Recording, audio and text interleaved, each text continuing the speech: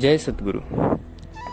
सद्गुरूंची शिकवण, सद्गुरूंची उपासना, सद्गुरूंची बैठक ही आपल्याला नेमका सांगण्याचा प्रयत्न काय करत असते. तर मी जे आज तुम्हाला सांगेल हे तुम्हीही तुमच्या आयुष्यात केव्हा ना केव्हा, कधी ना कधी, कुठे ना कुठे अनुभवलं असणारच.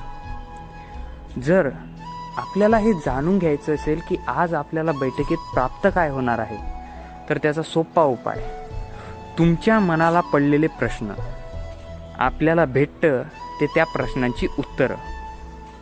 माझ्यासकट तुम्हीही खूप वेळा हे केलंच असणार.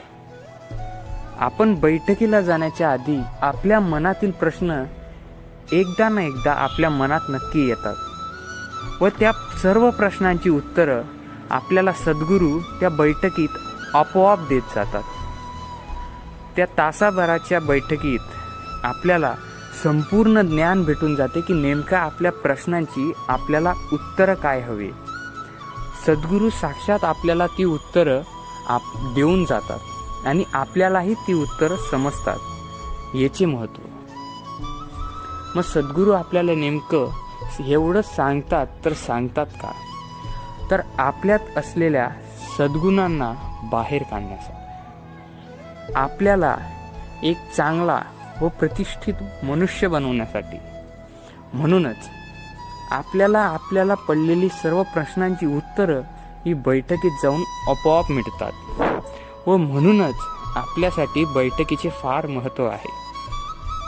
आणि या सर्व प्रश्नांची उत्तरं बैठकीत मिळतात, तशीच उत्तरं आपल्याला उपासनेतही मिळतात. उपासना करता करता आपल्याला कोणत्या प्रश्नाचं उत्तर केव्हा भेटून जाईल हे आपल्यालाही कळत नाही. म्हणून मित्रहो, सद्गुरूंची चरण आणि उपासना ही आपल्यासाठी फार मोठी देणगी आहे, जी आपण आयुष्यभर जोपासायला नक्कीच हवी. मित्रहो, भेटूयात पुढच्या व्हिडिओमध्ये अशाच एक नवीन आशयासोबत. तोपर्यंत जय जय रघुवीर समर्थ.